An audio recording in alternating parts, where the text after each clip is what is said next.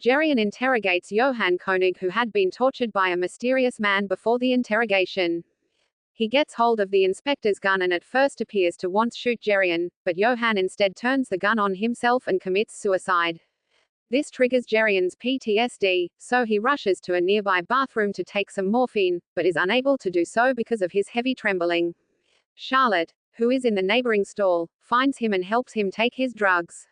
After this incident, Gereon phones with his father, who is disappointed that the film has not been found yet and urges his son to destroy it should it reappear.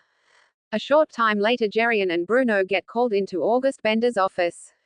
He is the head of the police and asks him why König was heavily injured after Bruno's interrogation, but neither of them tell the truth. Benda has a private conversation with Gereon and asks him why he got transferred. Gereon admits that his friend, the mayor of Cologne, was blackmailed with a film that is said to be in Berlin. He asked Gereon to find it before the upcoming elections. Gereon looks for and finds Krajewski, who can't tell him anything about the film. At night, Charlotte visits the FD, a popular variety theater. She listens to a singer called Nicaros, who is actually Svetlana in disguise. Charlotte follows one of the patrons to the club's basement, which houses a brothel, and it is revealed that she has a second job there as a prostitute. Svetlana's fellow Trotskyists at the print shop get killed by the same men who ambushed the train, but they miss Kardakov, who had hidden in the lavatories.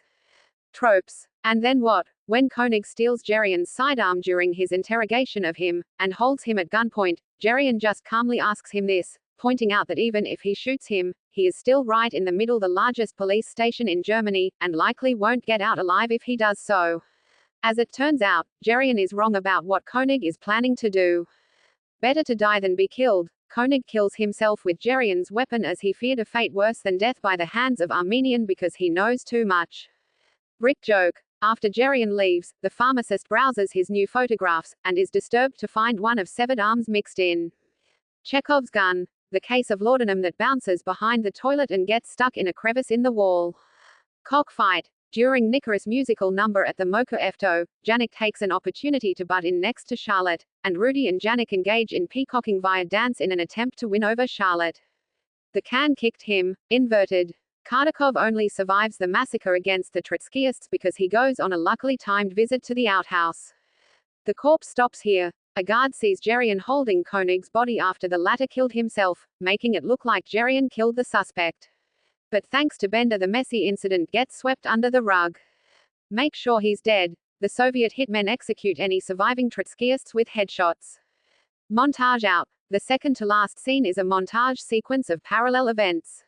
A raving jazz number plays while we see the shooting at the printing shop, dancing people at the FD, Charlotte with a patron at the brothel, and Nicaros changing into Svetlana at her dressing room. Not his blood. In the bathroom, Charlotte sees Gereon with König's blood on him, which worries her. He notes that it's not his blood. OOC is serious business. After the visit by St. Joseph and during Gereon's interrogation, the previously defiant and combative König is reduced to a jittery, panicked shell. Gereon notes as much while discussing the incident with Benda, saying that he was a stuck-up, arrogant guy, until this morning, indicating that König was in deep with some very dangerous people and hence that the investigation might go deeper than they anticipated. Outdated name. Lampshaded. When Gereon introduces himself to Charlotte, she asks him what kind of name Gereon is, joking that he must come from the Middle Ages. Gereon smirks a bit as he replies that he is actually from Cologne. The Purge. The Soviet hitmen massacring the Trotskyists in the printing shop. Sole survivor. Kardakov swimming in the sewage below the outhouse. You must be cold. At the printing shop, Kardakov hands a coughing young Trotskyist his coat, noting that he will soon be in Istanbul where he wouldn't need it anyway. The coat transfer becomes a plot point in season 2.